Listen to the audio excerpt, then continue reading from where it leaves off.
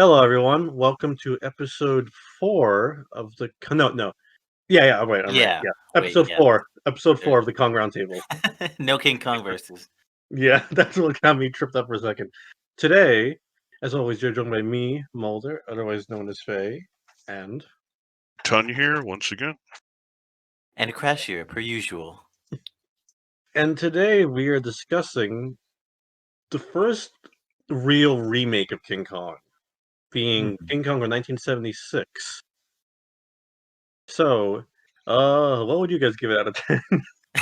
Let's just right to it. Probably like a 5 Yeah. or a 4 out of 10 for me. It's very not good. Probably one of the worst films we've seen so far. Yeah, Ton.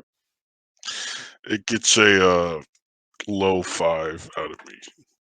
Yeah, If for I- me, it's a 3 out of 10. It's my least favorite thing we've watched on the show so far. Damn. I really don't like this one. This was directed by John Gilman, who's probably best known for The Towering Inferno, if anyone knows their disaster movie history. And he also did the Shayna the She-Devil movie, which, if you know Marvel, you'll know Shayna from that. Oh, wait, he did that one? Yeah, he did a movie based off Shayna. Interesting. Did you tell me this guy also does a lot of like really schlocky stuff? Yeah, he mostly does schlock. That's This funny. and this That's and funny. Towering Inferno are probably the least schlocky, but I mean, Kong 76 has a lot of schlock in it. Yeah. So, what did you guys think of his direction in this? I guess I'll go. I will say I do like the cinematography of this movie. Mm-hmm. It does look really nice. Yeah, It kind of reminded me a lot of Jurassic Park and The Lost World. Yeah, it really does Yeah. give me the vibes. A lot of sweeping landscape shots and like there's a lot of that. hmm But yeah, continue. Other than that, it's alright. I mean, the character directions are alright. That we'll talk about It's the like movie. it's not like it's bad. It's just like competent. It's kind Yeah. of like what's expected. Mhm. So Yeah. good on that, I guess. But like, Mhm. I would hope you do well on that. Yeah. It's not like a messy movie, but Yeah. They remember to take the lens cap off. I know I've said that before with some other movie, but yeah. The direction in this one is fine, like you guys are saying. I don't think it's bad. I think there's a lot of really gorgeous shots of the island, actually. And it looks pretty good. It's just that everything else in it really lets this movie down. Mhm. And before we continue, I also want to give mention to another big name in this, because he's really more of the creative figurehead of this. And that's Dino De Laurentiis, who was a very big Italian producer. Though he did American films, and a lot of his stuff is very schlocky too. And he becomes a big player in the entire Kong legal copyright battle. Yeah. Like, for example, some of his movies he did was Conan the Barbarian, Maximum Overdrive, the Red Sonja movie, the Amityville sequels. Like those kinds of movies. Oh, and how could I forget Orca, the Jaws ripoff with a killer He did whale. Orca? Oh, that's Yeah. beautiful. So that's the kind of movies he did, and I feel like it was not the best idea to give him Kong, if that makes sense. Mhm. Yeah, because I mean, like, even though Kong's very like fantastical from his origin, it's not like schlocky. Like, it does take itself seriously. Yeah. So I feel like from him, he's like, oh, like Big Monkey, I can make this like really like silly. I think it's kind of not a great way to approach Kong, like as a Yeah. character in the mythos. So yeah, I agree with you. Mhm. That's the vibe I get from it a lot. Ton, do you have any thoughts on that? Yeah. Obviously, he's worked on like really good stuff. Well, by stuff I mean specifically Conan. Yeah. But I don't think the stars aligned for this work like they did with Conan, which is a Yeah. shame. I think he probably could have, but I just feel like everything, all the pieces of this movie just don't really come together like they should. Hmm. Yeah, I would agree with that, to be honest. And I guess it's time to get into it. And for Well, once, you sound so not excited. I really am not. And I guess I'll start because there's not much besides King Kong here, so I guess we'll start with the monsters, and we'll start with, like I said, King Kong. Whoever wants to go first on King Kong in this movie. So You, King you Kong. good, Chris? Okay, yeah. So King Kong, relatively unchanged. Generally, he's been pretty consistent as a character, I guess. But one interesting thing about him, his portrayal here, is the fact that it's American and it's also non-stop motion, which is really fascinating because in this one, Yep. they're using a suit, which follows off kind of like the Toho style. Although, according to behind-the-scenes stuff, that wasn't their first. Their first attempt, they didn't want to do a suit, right? Yeah. But because of budgetary reasons and I think time, they resorted to the suit, and I think the suit looks good. Well, the thing is, Chris, because you brought it up, I'll come in here. Oh yeah, What sure. happened was because I was doing Serena to make sure. First of all, that stop motion rumor, I could not find any sources on that. I don't think So that was not true. legit. What I did find sources on, though, was that terrible animatronic we only see for a few shots in the film was initially meant to be the main thing they were going to do to bring Yeah, Kong to life, and that did not work out. yeah. At this point in time, the 70s, you can do a lot more small scale animatronics and stuff, but like you can't lead a movie with a big animatronic. Like even Jurassic Park didn't do that. It was Yeah, always cutting to segments of the body and stuff like that. and it's just funny to me that they tried this after Jaws when Jaws had infamous issues with their Yeah, animatronics very too. many issues. Yeah, and even then, in that movie, you don't see like the shark that often. And they Yeah, were going to try and lead with an animatronic Kong. Like that was just probably not the best it thought out was plan. it. This was like going back to what they said with De Laurentiis. Oh my god, I'm Italian. I can't fucking say his name. Dinosaur. Yeah. And he was very arrogant to a degree, and he was like, "We'll make it work. We'll do it," and it did not work. So I had to because the Suitmation was initially meant to just be for a few scenes and not be the main crux of it. They had to promote Rick Baker Mm. to doing the Suitmation much more than intended, and you can really tell, to be honest, because the suit is very good. I feel like I don't Yeah, know how you guys that's what I feel. was gonna say. I think the suit looks really good. I think the Hmm. facial animatronics also look really good in it. I just think that whoever they got to do like the suit probably should have obviously, as we said, this is very kind of rushed at the last seconds. They weren't Yeah. really planning on using it, but they probably should have gotten a suit actor that could have portrayed him more like Well, that was funny you mentioned that, Crash, because it was so last minute. Rick Baker couldn't find anyone to do it, so he so had to Rick do it. Baker did it himself. Well, props to Baker. He did his best, and there's some shots where it looks good, but oftentimes it does just have the vibe of like man in a monkey suit, which is kind of Yeah, funny coming off from like Toho's ones. So it's like, like I said, I don't blame him. He's kind of had to do all that, but it did not come out as well as it really should have, and it looks really and awkward in a lot of long yeah, shots. and for some context for some other stuff that Rick Baker did, Rick Baker's done a lot. He was in charge of the American Werewolf in London, Werewolf, which is a Oh wow, phenomenal work of special effects. Which he yeah, like he's a won the talented guy. Yeah, which he won the special effects Oscar for.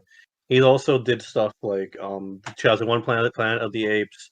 He's Oh, done he worked on Gremlins 2 a lot, ooh, which yeah, I know Crash you like to. ooh, I know what you're talking about there. Yeah, And he also worked on Star Wars the very next year. So he's a talented guy. It's just yeah, that circumstance. when you're rushed, and also Yeah, from what he said, he wanted to do Kong more like an ape in terms of walking, but they told him not to. They okay, wanted him so to walk upright, which is really weird to me.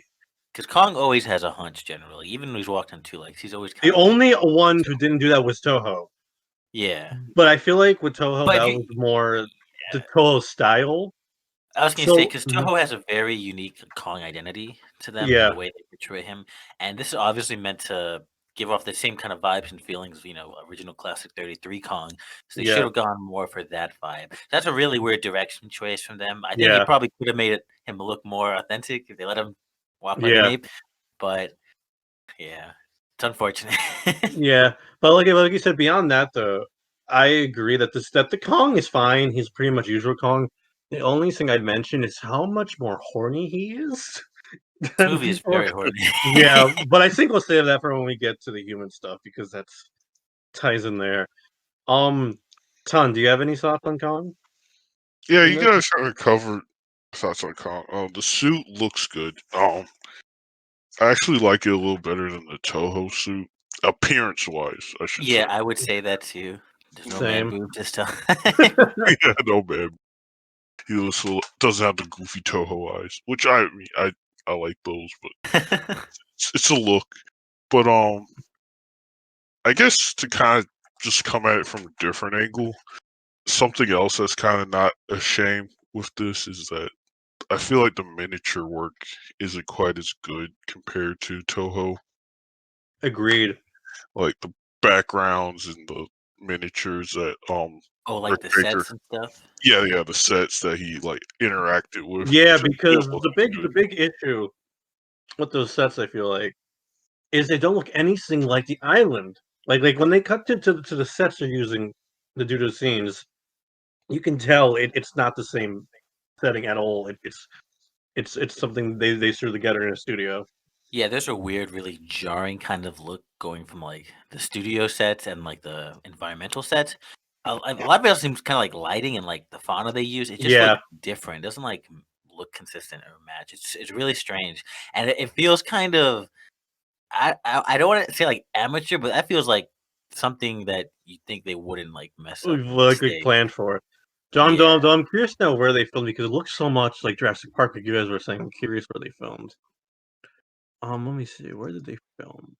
I don't think it would be in Hawaii because it has similar shots, but like Yeah, the I don't topography think is it would be. different. Yeah. I can't find where they filmed it right now, but I'm curious. If anyone knows, you can let us know. But Yeah. but yeah, I agree. And like you said, it's very jarring, especially to me. The most jarring one is when Kong and Dwan. I don't know why she's not Anne, but whatever. We'll get to that later. Juan. Is when they're in the jungle for the first time, and like Kong's like trying to figure stuff out with her, and like it looks nothing like the shots they keep cutting back to It's like a big of orange everyone else. sky, but then you Yeah, go back to them and it's like blue sky. It just yeah. looks inconsistent. It's weird. And like you said, the fauna looks so different. It's just weird. It does not It's like work. palm trees on set, but like oak trees, like when like they're it's just it's you said this earlier when we were talking about it, but it's like the difference between Jurassic Park 3 and The Lost World's Isla Sorna, Yeah. except in the same movie. So like it's even more noticeable. Oh, hey, Ton found it. Oh, Oh, nice job. it was in Hawaii. No wonder it looked like Oh, Jurassic it Park. must have been a different part of it, I guess. Yeah, Yeah, that's really cool. But Quiet. yeah, the other thing I want to bring up on the topic of Kong real quick. Uh, it's really funny to me how when he dies, he fucking gushes blood. Yeah, that was pretty. That was pretty fucking. Kong actually got fucking murdered. Kong got blown to shit in I'm this. him. I was like, God damn. They really just went The all out. movie gets really gory randomly, but I'll talk about that more when we talk about the only other monster in this. But Yeah, yeah, if I was a also kid watching that. Yeah, we'll get to that. Sorry. yeah, also Ton. hmm It was really funny to me how when we were watching, you pointed out that they use stock RARs for Kong too. yeah. It's kind of weird to be like you would have those iconic RARs from 33, but then you just use stock monkey monster RARs. They should have used that one like really dang stock monkey sound effect that everyone always uses with me. And the funniest thing is, they used such a shitty movie for the sound effects. It was The Lost World 1960, which was the movie with the iguanas and monitor lizards and like caimans like Oh yeah, eyes in and stuff. suits and shit. Like, they put like Yeah, little like spikes on them and film yeah, them like walking around. Oh, dude, I love yeah. that. So funny. It's like of all movies, that is your pick. It's weird to me. Yeah, you think like they'd want to use it because like this whole movie. We'll get to this again, but like it's very much trying to imitate and replicate and be very faithful to the 1933 version. But I feel like it's faithful in the wrong parts and not Yeah, faithful in parts which could really help a lot. Like I don't know why they wouldn't recreate or reuse those sound effects and in a repurposed way. Yeah. Give that same kind of like identity to Kong. Instead, using stock sound effects. Like, wouldn't you want to have a Yeah. cool iconic roar for your monster? I know, right? I don't know. It's weird to me. Though I do want to give one shout out though. So that was cool. I like how they used Rick Baker's eyes for the suit instead of Oh making yeah, animatronic eyes. it It looks really great. it gives a lot of life. So it's like I said, it's a shame that it's not a better movie because I think the special effects are probably the best part, and they won an Oscar for them actually, and I think that was it. Mhm. I think I think that's earned. were Yeah. very good, especially because they were kind of rushed. What was not good though was the fucking animatronic Kong in those few Yeah. where you see it. At the very least, it was only in a few scenes, but when you see it, it's very, very noticeable. He's just like standing there, like huddled together, looking real awkward. It's really funny. Yeah.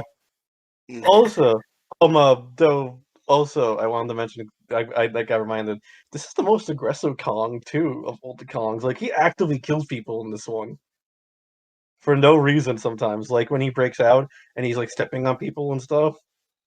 Oh, like in Yes. at the finale.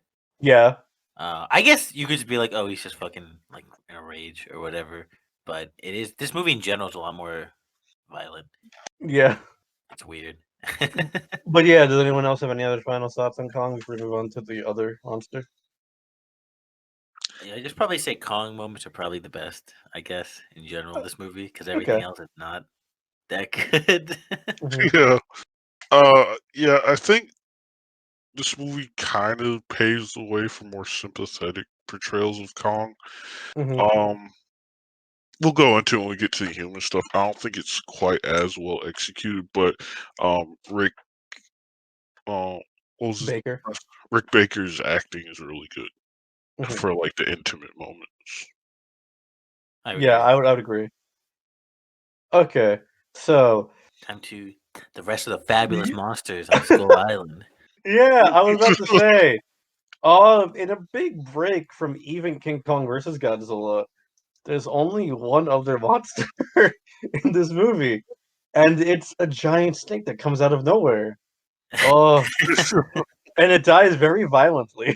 I don't know, it's pretty nuts death, but If yeah, anyone has any thoughts on the giant snake that shows giant up for like snake trademark. 2 minutes. The snake looks cool. I think it's done well, but the issue comes with the fact that it's the only other monster in the whole movie and on the Yeah, whole island. I think if there were other monsters, we'd probably be nicer to it, but it's just like it can't fill the void and for all those Skull Island monsters and dinosaurs. It's just exactly. so weird. I mean, the scene he shows up is pretty cool. He tries to kill Kong, then he gets fucking that's funny though. I like the fact that it seems like in every movie, Kong will always like break someone's fucking mouth open. Or try to anyways. Yeah, that's his signature thing. I like it. So he snapped that snake that was really fucking gory. Like pulled that shit off. I was like, oh god, jeez. But yeah, that was a cool scene. But then the thing is like, that's it. That's everything on this island, I guess. Yeah, that's the issue. And like the thing is for me is one, the dinosaurs are pretty much just as like kind of the King Kong is Kong himself, I feel like. So you always have to have something to fill in that void, I think. Yeah, like well, Ton, do you want to say something before I go on like a tangent? Oh no, go ahead. Okay. Well, I was just gonna say, I feel to me, Skull Island's whole intrigue is just the mystery and the danger Yeah, behind the island because everyone goes there, they don't know what to expect. You know, it's a lost world full of ancient dinosaurs, creatures that the world doesn't know about, and that hostility and mysteriousness is what makes it so interesting and cool. And in this one, it just seems like a basic ass island with a giant monkey and a snake, and now there's just a giant monkey. So it's just like, what's there to fear about this island? exactly. It's just so barren, and I don't know why they did that. This movie's like almost it's like 2 hours 10 minutes, and they have like a 3 hour cut too, and they couldn't find any time to put in any other I know, monsters right? or dinosaurs. And like this thing is what it makes the pacing of the island part so bad because a lot of the island stuff is just a search party trying to find Dwan and nothing happening to them until Kong does the log scene from 33. Yeah, and wipes them all out. Yeah, it just makes the island feel so And like you said, boring. barren, yeah, barren. And it's not as full of life as the 33 or Escape Skull Island. Well, okay. 33 Skull Island, escapes his Bondo Island or whatever. But like it Yeah, makes you say Kong's island not as full of life and intrigue like you were saying. So it makes it feel Mhm. hollow. And I think part of that is like it's like we were discussing Crash. Part of that is definitely the fact that what they chose to do special effects wise meant they didn't have time. I feel like to do dinosaurs and such. I think But it's it's part of such but it's such a silly idea. That's where it goes back to is if you can't make your movie solely based off like one special effect, it's like it's very silly to me that they did Yeah, that. you need to plan about something and be realistic with what you're trying to do. And here, I don't. They really should have the foresight to be like, we can make a whole movie with one super animatronic that's definitely prone to error, especially if it's gonna be at the cost of like the rest of your movie, like with all the monsters they have to cut. I imagine. Yeah. So yeah, it sucks. But the But snake's yeah. cool. But yeah, Ton, do you have any thoughts on anything we've been talking about? Yeah, I had a few thoughts that I was collecting. So one with the snake is it looks fine. It's pretty basic. It's just a giant boa constrictor, but I love its gory death. It does have a cool presence, but like you guys said, it's just a shame it's the only other monster in this movie. And Mhm. initially I was gonna be nice to the movie, but I checked something, and 1,000,000 years BC came out in 1966, I know, right? which is like way before this movie came out. So there's really no excuse for kind of the subpar amount of creatures and special effects. Like obviously, every movie production is different. Different studios have different resources, but if you can only afford to do like one other monster, and like you guys said, this movie's like 2 hours and 3 hours in one cut. Yeah. So it's like it's just It's just part. weird. Yeah. Such a weird decision. Like Crash said, most of the charm of Skull Island is how rich it is, and just kind of in general, when you think of King Kong, you think people on boat go to island. They go, monkey takes girl, men go in the jungle to find Exactly. girl, get attacked by monsters. In this, you don't get that. You just get them walking around and then getting attacked. Yeah. And, and, Yeah. and like and like the other thing is not to cut you off, Ton, but the initial concept for King Kong was the gorilla fighting a Komodo dragon that became a big gorilla fighting a T-Rex. So it's like it's fundamental to the concept of Kong that he fights a dinosaur. Yeah, it's like if you did a Tarzan movie and Tarzan doesn't fight a jaguar, he just fights like a capybara. It's just stuff Yeah. that happens. His fucking bodies one just very easily. Well, yeah, like that's the thing. Tarzan has to fight a big cat of some kind. In this, Kong doesn't fight any kind of dinosaur. Not like even in King Kong versus Godzilla, he fought a dinosaur in the end. It wasn't on Skull Island, but it was still fighting a dinosaur. Here, there's none of that. It's just a big snake, and it's like, But yeah, Like, Ton, go on. yeah. Oh, sorry. Nothing. Continue. No, well, just to kind of finish my thought, it's like if you're gonna make a King Kong film, especially one that's a remake of the original, you need to capture that kind of epic feeling. And now I don't want to sound like a hypocrite. Like the Toho movies didn't capture that exact feeling, but I feel like Mhm. Godzilla versus King Kong. I mean King Kong versus Godzilla, Flip it and around. yeah, and King Kong Escapes still kind of captured that, especially King Especially Kong. Escape, yeah, Yeah, because you had Gorosaurus and Mechanic Kong. and the Mhm. sea snake. And they Mhm. definitely gave their own unique like vibe to an Yeah. identity. And this one, like I've said, is just very much just trying to replicate 33 in the worst way possible. Yeah. Which I guess, does anyone have anything else to say about the topic of the no dinosaurs or the snake? Um, I wouldn't mind finding snakes. Just there should have been other monsters and dinosaurs Yeah, too. that's my thing. If it's just snake and then they had other animals, sure. I mean, it's not the first time a snake's been in Kong. I mean, there was that sea serpent. It escapes. Yeah, But it's just like you said, it's the fact that that's the only thing. And it Yeah. also comes really late. It's right before they leave the island. it's just there so that fucking Jack can save Juan. Yeah, And they don't like no one even interacts with any monsters, no humans. yeah. It's very dumb. Yeah. Yeah, it's just kind of let down. I guess my only other final comment is just that obviously this movie was more interested in the humans Mhm. as well discuss and go into. But once again, I gotta put Kong 05 on a pedestal, so you can find a balance Yeah, between that. agreed. And I don't think this movie comes anywhere close to reaching that balance. Anyway, we can move on. Also, the budget, I'm just real quick, was really high. It was 24 million, which for 1976 is a lot. I can't even imagine how much that is now. So they had no excuses here. I guess I think a lot of the issues feel to be like fundamentally from planning because they Yeah, probably plan from the start. We don't need that many monsters. We're gonna do this. We're not gonna do that, and it just comes crashing down. yeah. So yeah, we're gonna move on now to the human stuff. Woohoo! And as we've Yeah. been doing, we have to talk about it because I feel like this one especially. Um, uh, I have to say, I feel like the thing is, this movie feels pretty racist in how it does the natives because we've been doing in every episode Oh, of the series. we're into the race category. Yeah, where we go into how the movie treats the native. And this movie, oof. So, Ton, do you want to start us off with that? On your thoughts on it? Yeah, sure. This is probably the point where I'm gonna start being less nice on these King Kong movies. Is like you 33, you can kind of go like, oh, it's the 1930s, and even then, it was a pretty nuanced portrayal for the 1930s. Mm-hmm.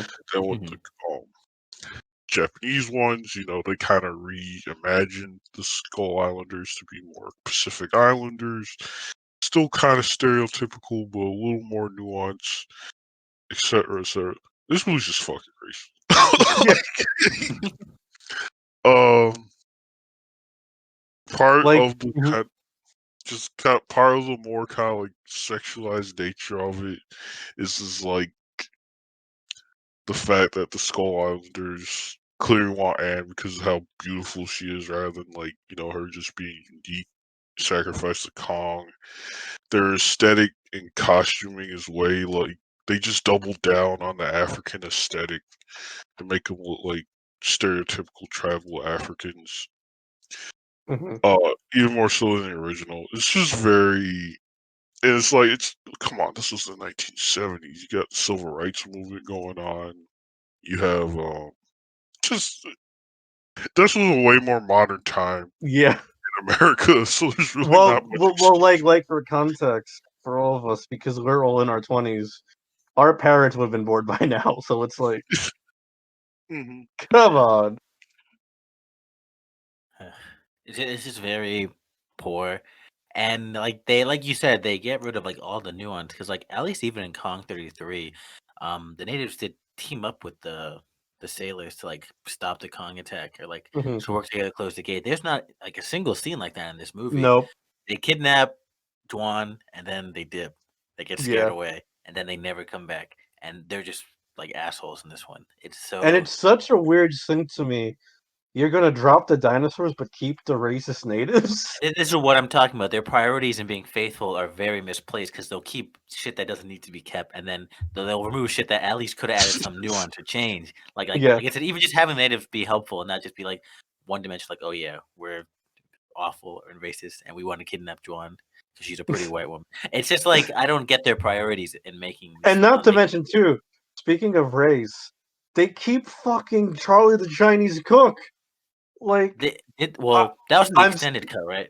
Because that was I'm not sure if it's extended or not because I'm looking at the cast list.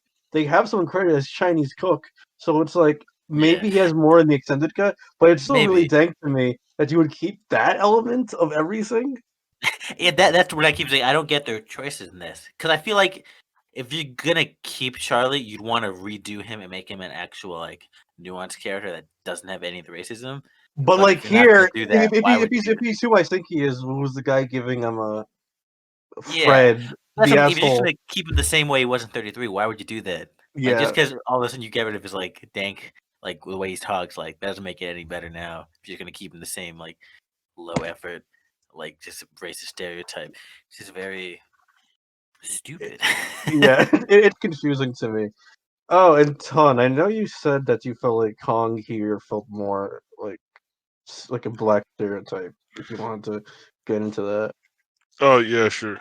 I think a lot of people talk about kind of the unfortunate implication of kind of like Kong being a caricature of a black person, and I think that's less Kong 33 and more of this movie, because this movie really doubles down on Kong's like desire for Anne.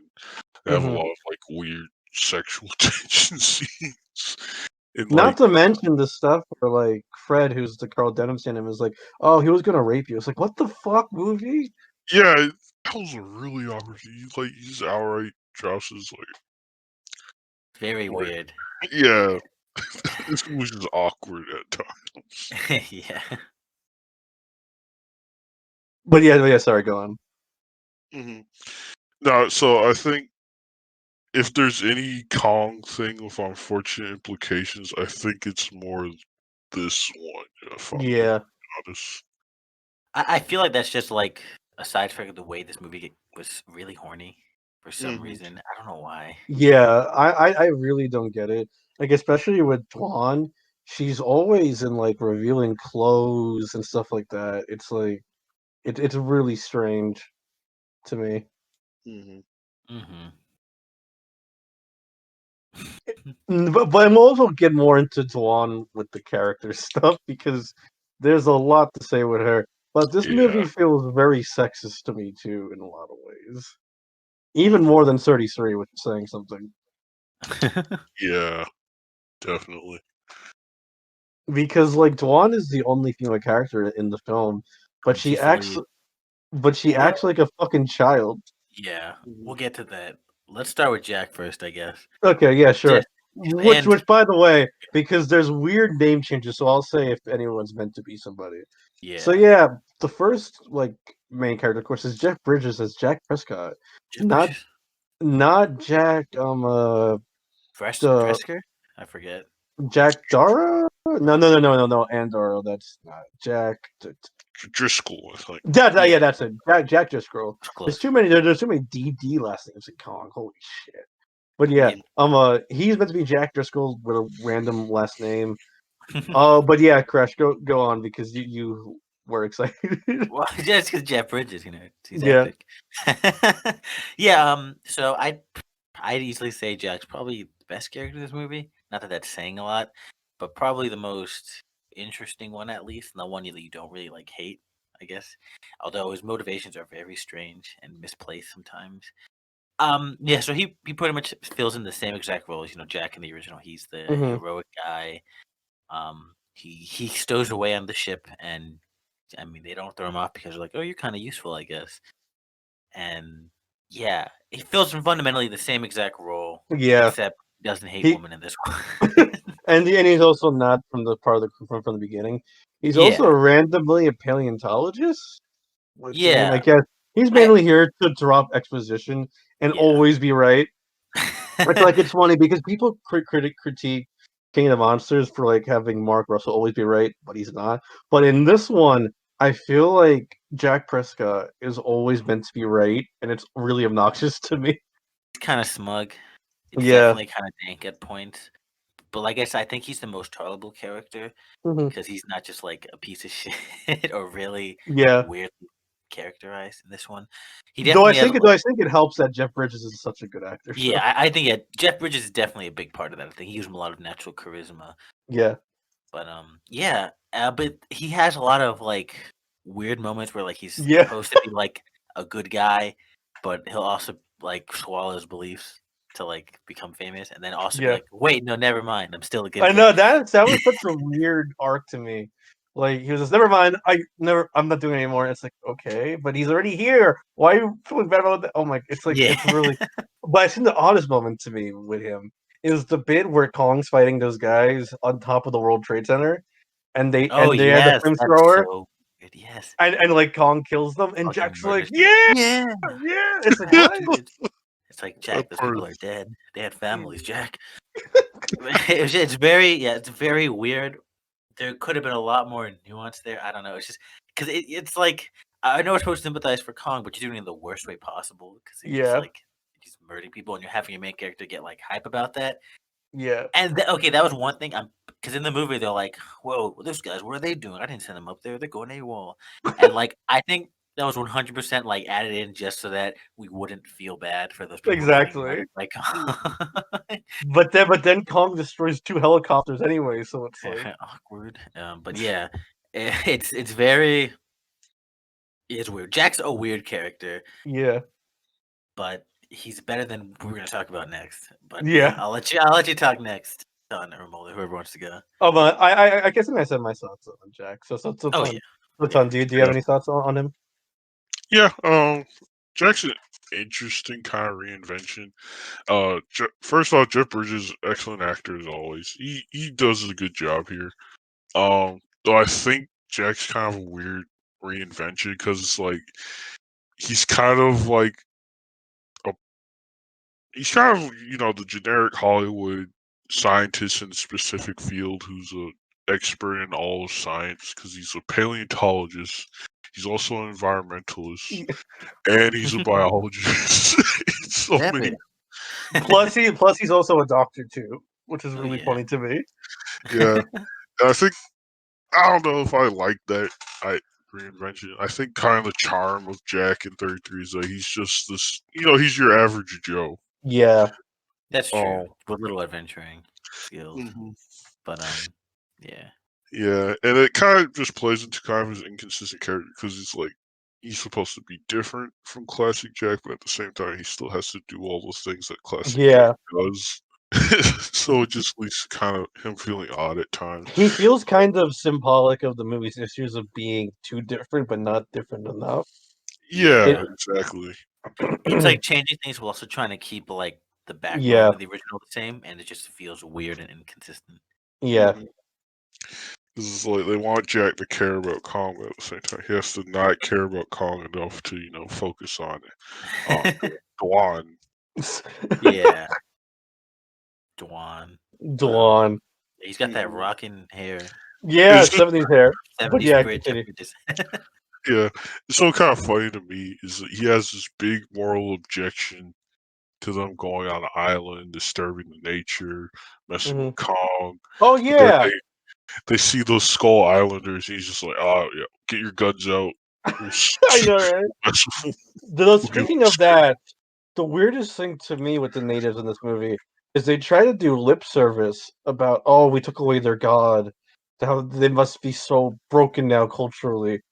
And it's so weird because it tries to give lip service to that fact, but then it doesn't explore it at all. It's like like a 2-minute. It could have been interesting, but they didn't really follow up on it. And it doesn't line up with how they did the natives in general because it's very racist. Yeah. Yeah. But yeah, anyways, continue, Tom. Yeah, that was just kind of my Alright. thoughts. Well, next up, unfortunately, I have to talk about Dwan, who is meant to be Anne, what a weird name. And she is played by Jessica Lange? It's like Dawn, but you switch the W and the A. And this was her first role ever, and I feel bad for her. She did have a very successful career after that. Yeah, she did. I'm glad it didn't kill her career, unlike the actress in G98. Because that could happen sometimes, unfortunately. So yeah, Dwan in this is a very weird character, like we were saying. She's very childish, but she's also incredibly sexualized. So it's a very weird mix. Very suspect. If anyone wants to go first on that.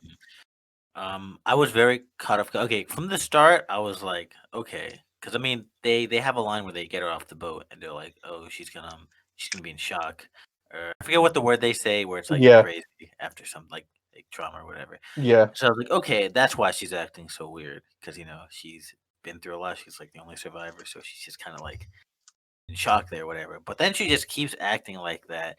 She's like, "Oh yes, who wants to take pictures with me? Oh my gosh, hello, like running around and shit, like being like a fucking like 10-year-old." But then everyone's all like horny as fuck over her, and it's she's so weird because like she doesn't even Anne was like way better. Yeah, Anne was way better. Which is saying something.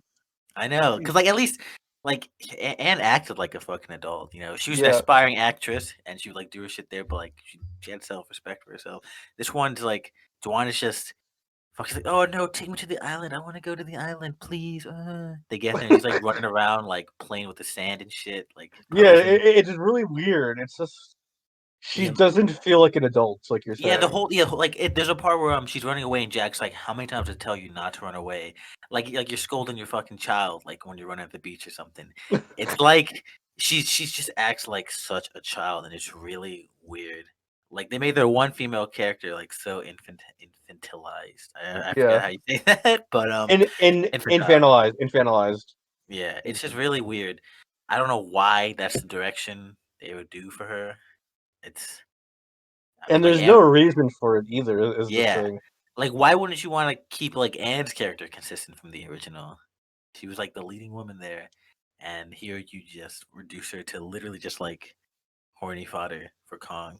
Like the only time she acts like a reasonable adult is when she's with Kong. Sometimes she's freaking out. I know, right? Other than that, she's just really weird. It seems like she's high all the time on something. But yeah, Tone. Yeah, I think Crash hit the nail on the head, but yeah, it's something almost kind of like disturbing with Dwan. It's like, Yeah. um, I'm not usually one to mind fan service. Like, it does get obnoxious at times, and you get it. Yeah, But like here, it just feels so off because Dwan acts so childish and like Yeah. childlike. A lot of her interactions with others is like she's kind of like has this childhood innocence to her. She's Mhm. very naive and quirky, and like I mean, yeah, I like you could do a quirky woman who acts like that, Mhm. but just feels so unnatural with Dwan. she seems like super like brain dead. Like people are Yeah. like taking advantage of her. It just feels really like And uncomfortable. like she's so much more sexualized than Anne was. She's Yeah, saying she's something Yeah. like she's mhm, always in skimpy outfits, and she's topless for like some of the movie, which At is least really Anne was wearing like movie clothes, like for like a film she was gonna shoot. yeah, She wasn't like mhm, because at this Juan like changes out of her skimpy outfit to another skimpy outfit like on yeah, purpose. yeah. Like I mean, just for emphasis, like in Kong 33, Anne literally gets stripped by Kong. yeah. In this, but yet this movie feels more skeevy. I know, Just right? how like how much focus there is on her body and appearance and stuff, and how much people like literally. There's a scene when they recover where the um sailors all leer at her and make jokes about trying to get her naked. It's just like, oh my god, please stop. Exactly. It's so creepy. It's And like, it's bad. mhm, But yeah, continue. it's just kind of sad. I mean, Jessica Lange does do a good job here, and Mhm. when she does get like actual like real moments, she does kind of a good job. Like Mhm. when Mhm. she like kind of asserts herself with Kong, like yelling at him and stuff. Yeah. Those scenes are Mhm. nice. She's good. It's just Dwan is not a good character. At all. Hmm. Like especially at this point in the Kong series, we've had a lot of really iconic, strong sort of women. I mean, Yeah. Hmm. Anne, Hilda, uh, Boss Susan, Yeah. like all of them. And then Hmm. this is the one we have now. I know, right? Literal Yeah. child. Hmm. So it's just a shame because it's like you have a lot of strong acting and stuff, and you have a lot of potential here, but then it just feels almost like skeevy. Yeah. And that's where that schlocky feel really comes in, I feel like. Hmm. Yeah. But even compared to like Conan, which is a very, very sexualized movie in a lot of ways, this ends up feeling skeevier to me than most stuff in Hmm. Conan, which is saying something. Yeah. Like it almost feels like they were more interested in like the sexual aspects of Kong than like anything else to do with it. And that's a weird angle to me. Yeah, Hmm. because like in 33, it was really just done just to show that like Kong is like romantically interested. But like here, they like it was at least a small scene there, and then that was it. Here, it's like Yeah. multiple like scenes like focusing on that. for like long periods of the time. And the other thing is the characters didn't really acknowledge it in Kong 33, either because of the times or just because they didn't think it was necessary. yeah, it wasn't really relevant. Yeah. Here, like I said, they're like, "Oh, Kong's gonna rape you," and it's like, "What the fuck, movie? Why is that needed?" hmm Yeah, it's just really necessary. Like you, it's just weird. Yeah. mm But yeah, Like go on, son. it's almost like the make a comparison to a more modern movie. It's almost like the Shape of Water version of King Kong, but that King Kong is not where you can do that kind of story. Yeah. Can't fuck a giant monkey. And yeah, the final main character is the very weird rendition of Carl Denham as Fred S. Wilson, who is an oil executive who's looking for oil, not Kong or to make a movie. Mm-hmm. It's very strange. Whoever wants to start off on him. Fred is a weird amalgamation, kind of, because it's they tried to update his motivations to be more contemporary for the times. You said there was there an energy crisis, oil crisis, something like Yeah. that? Yeah, and so obviously he's like, oh yeah, my company want to find more oil sources, and that's something I can get. Like okay, that's like a simple contemporary like modification. That's fine, but the thing is, they don't really go into that. It becomes dropped like as soon as Kong is introduced. Yeah. But yeah, Fred as a character is just really weird. He's a major asshole. He doesn't really have the charisma or like Carl Denham was like an asshole, but he was a likable asshole. You Plus, he like was very deep too. yeah, much more complex throughout his two movies. But Fred is just like, oh damn, looks like I need a mascot now. They're trying to do like the King Kong versus thing, but much worse. Yeah. Yeah, and he's just weird. His motivations are weird. He's an asshole to everybody. He's just a dick, and I guess that's the point. But it doesn't really make him enjoyable or likable on stage, especially when you're trying to have him be your Carl Denham insert. Exactly. Because the So thing is, Denham was a dick, but he was like a charismatic dick. And he exactly. wasn't a bad guy, he was just Yeah, irresponsible. exactly. Yeah, and that's the thing. Fred here is like just an asshole. He's just a dickhead. And the like funny thing is, audiences hated him so much they had to edit the scene where Kong steps on him where he dies because originally he didn't die in that. really, that's hilarious. Yeah. I was gonna Because say like, oh, he died, huh? That's neat. But yeah, Ton. Yeah, I'm not huge on Fred. Like, I will be nice and say that Charles Grodin did a really good job acting Agreed. there. Yeah, He sells the character well. I think the concept is interesting of modernizing Carl into being something more modern, environmentalist, like an oil. Mhm. But like with Jack, it's like you have this different character, but he still has to do all the same things. So Exactly. he just feels very inconsistent at times. And then they have to kind of double down on making him an antagonist. And like you guys said, it's like Carl does ultimately commit all the major events of Kong. And he's a flawed person. But Carl is kind of like um he's less a Captain Ahab figure and more of like the king with the golden touch. Yeah, Midas. He gets the Midas power and he goes to his head and then it all comes crashing down on him. And that doesn't really work with Fred because he's just kind of an asshole who wants money. yeah, that's the thing. Yeah. Like they've made his motivation from the start like bad, like greedy, pretty much. Yeah. And like while Carl was like obviously trying to make a movie to be successful, like it was out of like a passion because he's like, oh yeah, like I want to make a great movie. Yeah. And like, that's something we've been seeing like Son. He's like, yeah, like I just really wanted to make like a great, amazing like blockbuster. Mhm. And yeah, like that motivation and like what's behind is like the Mhm. big difference between these two. But Fred then is just oh yeah, go on. no, yeah, I was gonna say like Fred's just unsympathetic like Mhm. from the beginning. Yeah. And like the thing is, unlike Doctor Who or even Mr. Taco in the Toho films, Fred's not as fun, I feel like. Yeah, Like he's too realistic in a sense. yeah, Like he's just some skeevy oil CEO. Like that's not yeah. enjoyable. No morals. He's just an asshole. Like you don't like being around him. It's like, yeah. The So only fun stuff with him is when he gets dunked on by other characters. That's it. yeah. Yeah. It's like you said, I think like all the characters are portrayed very well. It's just that the characters are not written Not well. good, yeah. It's the script, not the actors. Mm-hmm.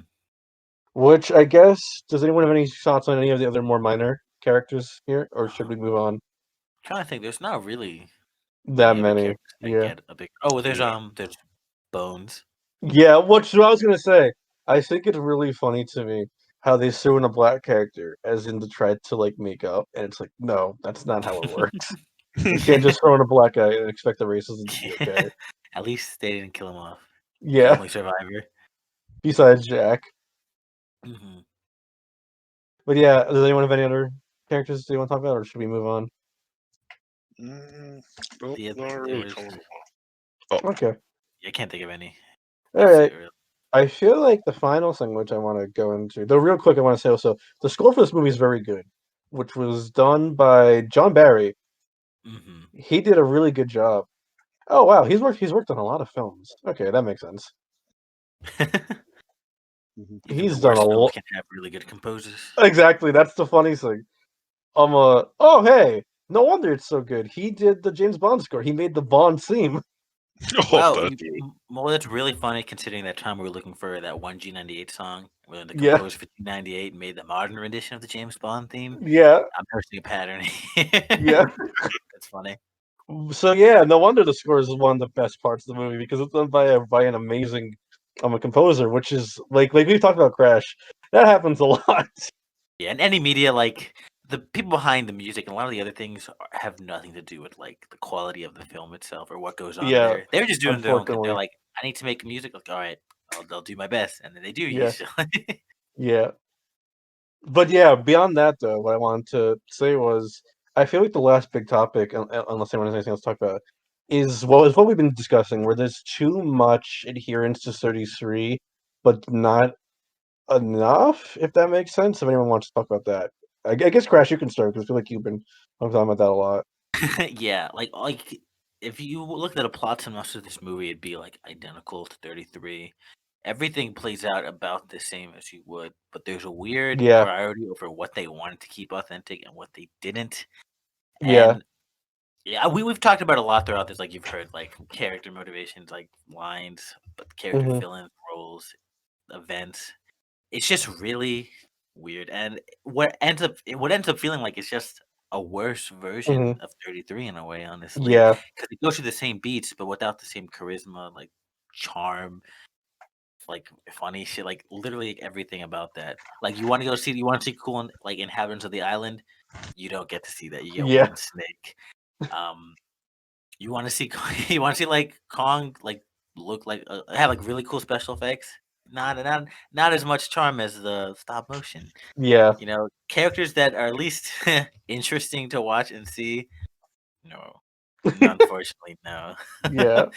Like and like another kind of random one too is at the end. Uh, Obviously the same beats happen, but this time he's on the World Trade Center instead. Which of is the really funny part. because that was requested by the World Trade Center to make them more popular. Yeah, that's I don't think it worked. That's all I'll say. I didn't mind. They just wanted to have that cool shot where he jumps to the other building. Yeah. I guess. But Though it also ages the film horribly considering what yeah, happened. makes it very awkward to see. Yeah. I guess at the time it was also the tallest building in New York. I think it was. I could be wrong though. I can get one to be like, oh wow, so we got updated to the tallest one, but it's whatever. You know, we still think Though the Empire it's State also Building. really funny to me how they did that, and it was like, oh, those are like those two rocks on his island. That's why he's going to them. It's like, Yeah, what? that was really contrived. I know, right? Wait. Also, those rocks. Colin doesn't climb those rocks. They're just rocks that look like that. I know, that. right? So why would he? So why would he be like, oh yeah, this looks like those See, two tiny rocks on my island. I better climb them. See, like the thing is in Kong 33, the reason why he climbed the Empire State Building was Trying to get because he away. Yeah. that and because he lived on a mountain. So he Oh was yeah. trying to copy like what he did on his island, where he'd go up Mhm. the mountain when he wanted to hide and escape. Exactly. Yeah. Here, weird it's shit just to weird. change. Like they could have done that same thing, have that to be the same motivation for why he climbs it, but they didn't. They changed it to a rock, and this goes all back to like things they want to keep faithful and not, and it just makes things seem And like to me, the biggest one that to me the biggest weird moment to me is how contrived making it be an oil expedition and then taking Kong back instead makes the whole plot. Because they have to justify now, instead of it being like a film crew, where it's like, okay, we'll just bring the film to people. Here, it's like, oh, we'll use him for a mascot because your oil's not ready on the island. It's like, what are you talking about? Yeah, exactly. No one's gonna be like, "Oh, they got a real ass monkey. Oh, now I'm gonna use their products more." I know It's just really dumb. Yeah, like we're repeating ourselves a lot, but it's just true because they didn't know what to keep and what not to keep, and it just Yeah. feels jumbled and messy. And especially stupid. because when you see 05, that to me I think did a much better job of remaking Kong, personally. But yeah, Ton, do you have any thoughts on this? Because me and Crash have been talking a lot this episode. Yeah. Yeah, I agree with you guys. I think it's interesting that they, took the approach of modernizing King Kong as the kind of basis for this remake. And when you modernize anything, you kind of have to take into consideration like elements of it you have to change and what to keep. And I'm not anti-remake person. I think Mhm. remakes can be interesting if you have a good idea and you can do them well. Like not everything should be remade, but some things can. It has worked out. I mean, Mhm. like 1,000,000 Years BC, I mentioned earlier, was a remake of a 1940s movie. I Yeah. don't think anyone remembers the 1940s one. But with King Kong, that's such a kind of old concept in general.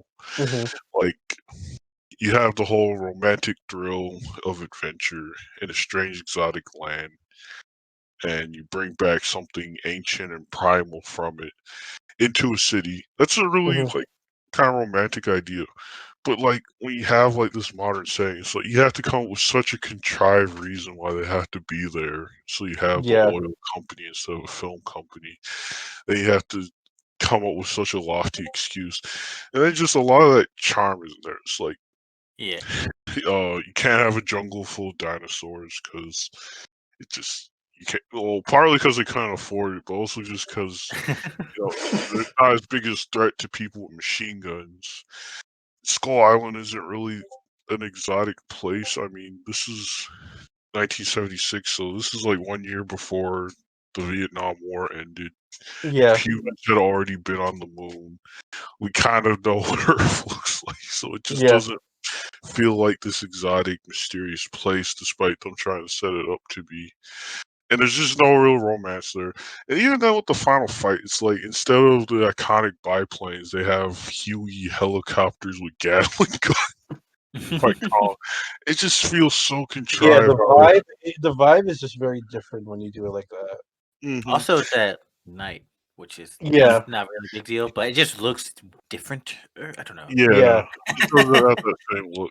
Even the Twin Towers on the World Trade Center, they have a lot of creative ideas, like Kong jumping between the towers, which is cool. Mhm.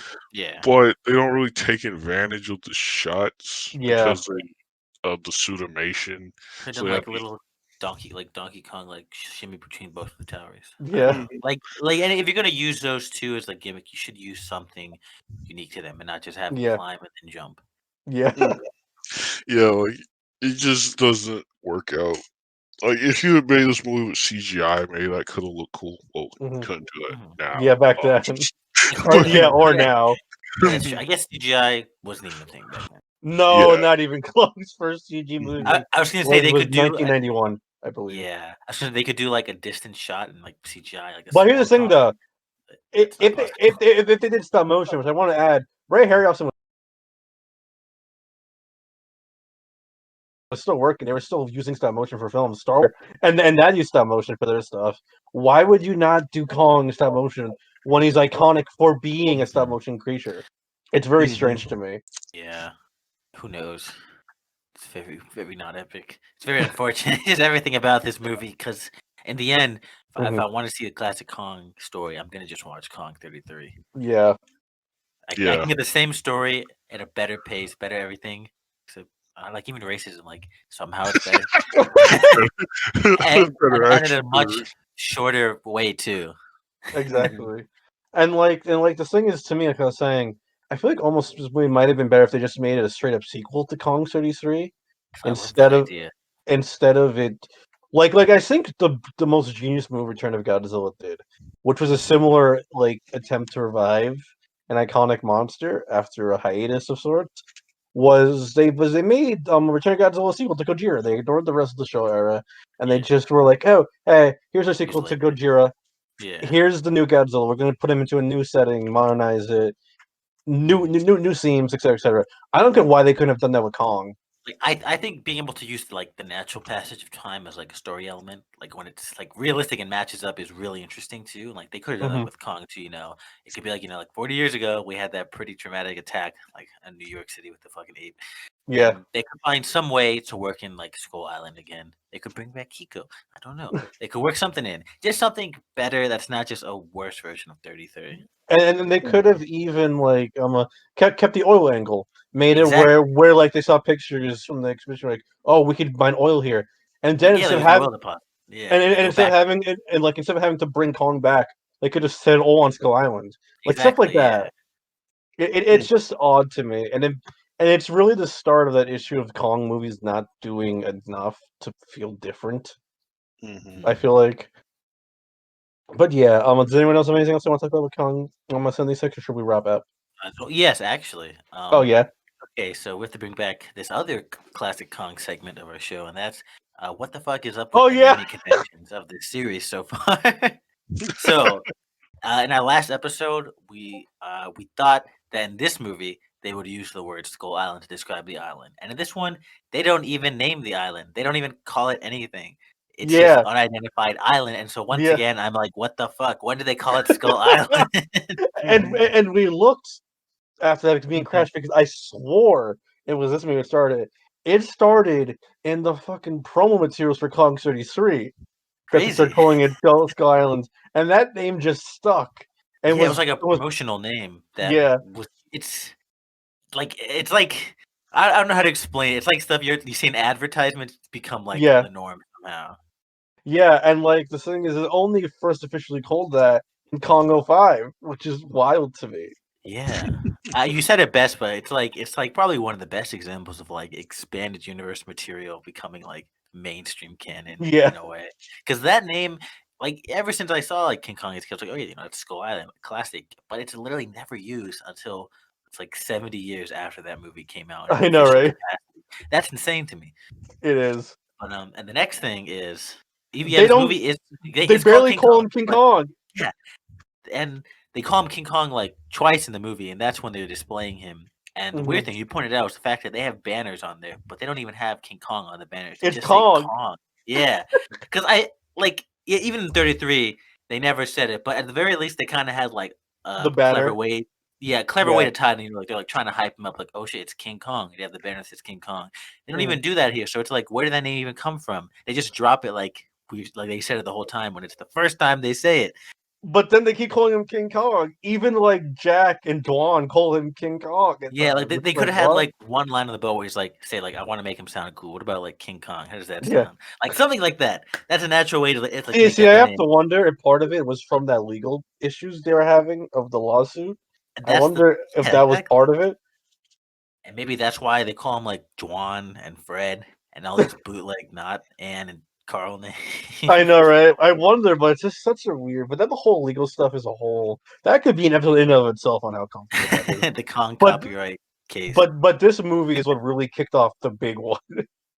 Yeah, because this is the first one where there's not as much like agreement there. Because even the Toho one, they Yeah, still had to figure it out. But at least they like came to an agreement. Like, okay, like we yeah. can make these movies. The thing is with Toho was allowed to do it from RKO. The legal issue that came from Toho ones was after Toho. Cooper, right? Yeah. Yeah, it was a Marion C. Cooper was like, hey, that's my idea. Why are you using it? I own that. And that's when he went to court with RKO and RKO won that initial case.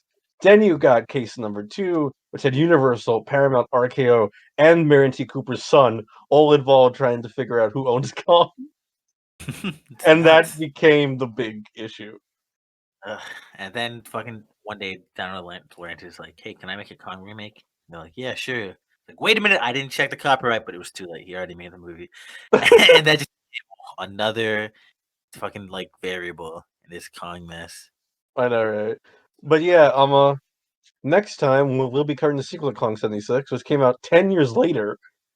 Really King weird. Kong, yeah, King Kong Lives. How Which, successful was this movie? King Kong 76? It did well enough, but it was considered a disappointment financially. I get that. Which is probably why it took so long for the sequel to be made.